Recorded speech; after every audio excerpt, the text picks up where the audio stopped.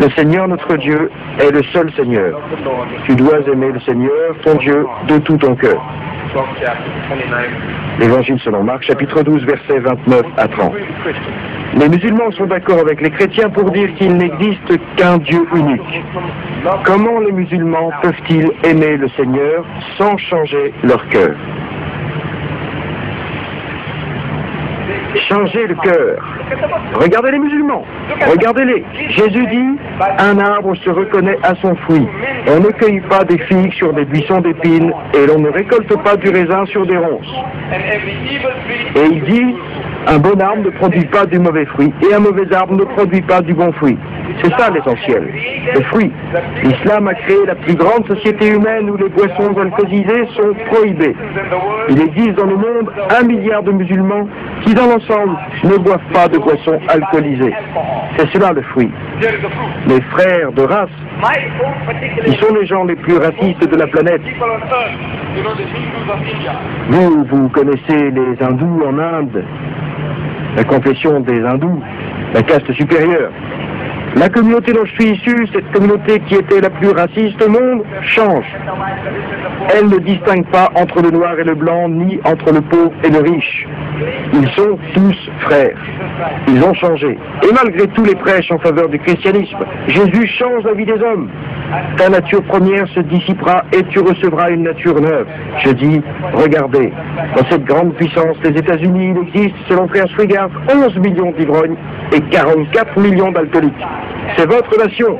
Frère Swigart ne trouve pas de différence entre ces 55 millions. Pour lui, ils sont tous alcooliques. Dans l'islam, les boissons alcoolisées sont interdites en toutes circonstances. Le prophète Mohammed dit, ce qui rend ivre en grande quantité est interdit en petite quantité. Ni peu, ni trop. Interdiction totale. Le Coran prescrit, il s'adresse à tous les croyants, c'est-à-dire toutes les boissons alcoolisées, c'est-à-dire les jeux de hasard, et Frère Swigart aussi, dans son ouvrage, 54 milliards de dollars dans les jeux. C'est-à-dire les jeux de hasard, c'est-à-dire la divination par les entrailles des victimes, c'est-à-dire le tirage au sort, c'est-à-dire c'est un acte impur de ce que fait Satan, c'est-à-dire évitez-le, peut-être récolterez-vous le succès. Les tonneaux de vin furent vidés dans les rues de Médine et sont restés vides depuis. C'est ça le fruit des préceptes de l'islam. Quel est le fruit de 2000 ans de prêche? Vous avez le pouvoir d'accomplir des miracles. Jésus ressuscite les morts et guérit les malades, alors que Mohammed ne le pouvait pas, et qu'au nom de Mohammed, rien ne s'accomplit. Et moi je dis que vous ne lisez pas l'Évangile. Jésus dit, beaucoup d'hommes viendront et diront, je suis le Messie, et accompliront de grands miracles et des prodiges pour tromper, si possible, ceux que Dieu a choisis. L'Antichrist peut faire cela. L'Antichrist peut accomplir des miracles. Le faux prophète peut accomplir des miracles. Est-ce là la preuve de l'authenticité de la foi? Non. Jésus dit à ceux qui parlent tout le temps de ces miracles, dans l'Évangile selon Matthieu, ce jour-là, le jour du jugement dernier, beaucoup viendront à moi et diront, Seigneur, Seigneur, n'est-ce pas en votre nom que nous avons prophétisé, chassé les démons et accompli de nombreux prodiges? En votre nom, au nom de Jésus, n'avez-vous pas fait tout cela?